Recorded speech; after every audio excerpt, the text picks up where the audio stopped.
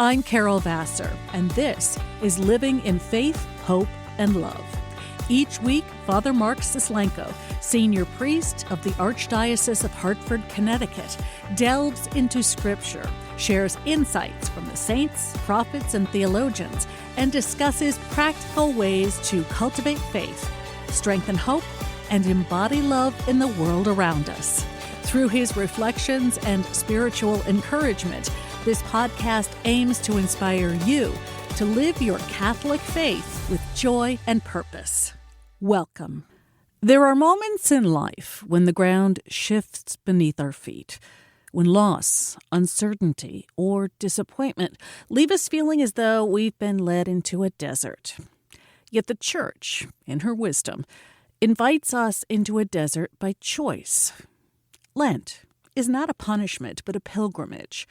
In this episode of the podcast, Father Mark reflects on that pilgrimage, a pilgrimage of self-discipline, honesty, and prayer, and the ways those things put together can renew and reshape our lives. Here's Father Mark. Life has a way of throwing us into desert experiences. We're going along with things being somewhat normal, following the course of events in our lives, and then all of a sudden the bottom comes out. And we find ourselves in a different place, struggling with some heartache, and wondering who we are and what life is really all about. This can often happen when we lose our spouse, having a partner for the whole of life, and suddenly this significant other is gone. Where does that leave me now in the mix of the world? Lent also presents us with a desert experience. But it's a desert experience that we're called to choose. And we're called to choose a walk into the desert for 40 days. Why?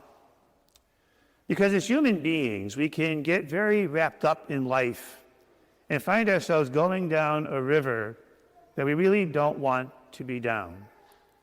Life has a way of captivating us, not with the things of God's love, but with worldly lures and attractions.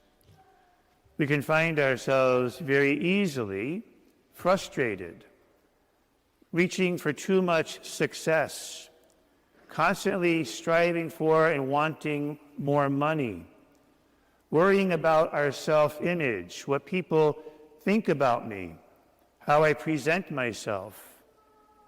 We can get wrapped up with success. Often our souls get burdened with worry and anxiety, so much so that it really erodes our peace and begins to lead us into despair. We can easily struggle with ourselves, and we're not very good at finding our own axis around which to shape my world, understand my life, and find a course to move forward. And so Lent presents us with this desert, and it's a time for some reflection and some introspection to clear away some of those cobwebs that can easily become a part of our lives. We wrestle with greed, we're gluttonous, we have a big problem with pride. Many of us struggle with lust. We can easily find ourselves getting angry, bitter. We can find ourselves being apathetic.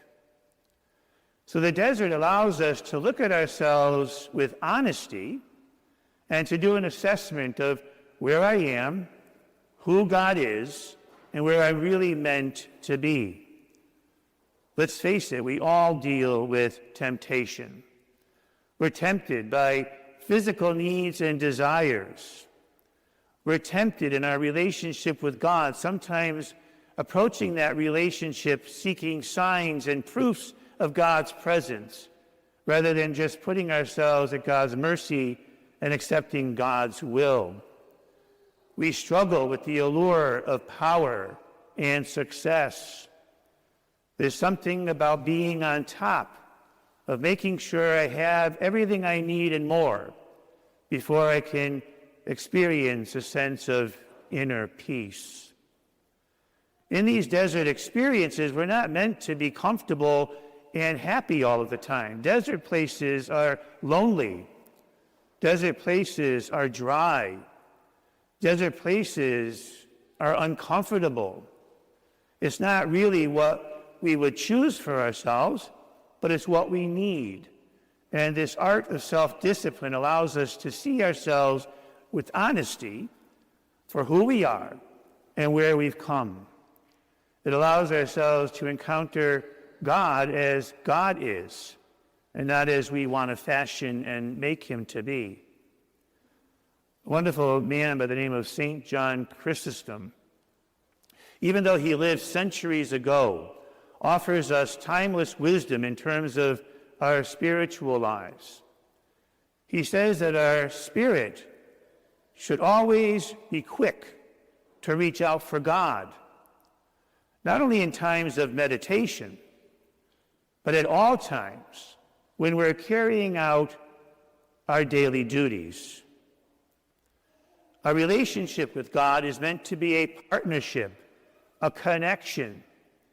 Prayer is supposed to enlighten our eyes with light so that we see the truth and not what illusion the world is trying to get us to see. A habit of prayer allows us then to be seasoned with the salt of God's love, and then our works will be seasoned with the salt of God's love. So what can this desert experience encounter for us? How can it change us? It can teach us the prayer of the heart. And I'm not talking about the daily prayers we say or our fixed times of meditation.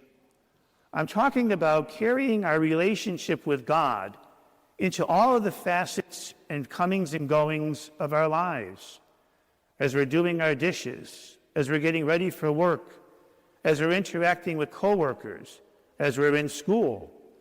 Wherever we find ourselves and whatever we may be doing, our spirit should be quick to reach out to God, if only with a simple act of love, a simple glance of grace, a simple request for mercy and for guidance.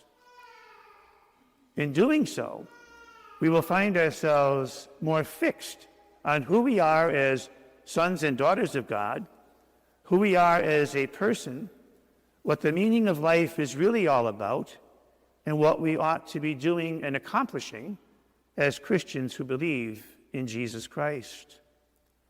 The desert is before us for 40 days. Are we ready to go? Father Mark Sislenko is a senior priest with the Archdiocese of Hartford, Connecticut. If you like what you've heard today, please subscribe to Living in Faith, Hope, and Love on your favorite podcast app and take a moment to leave a review. On behalf of Father Mark, I'm Carol Vassar, and we thank you for listening to this episode of Living in Faith, Hope, and Love.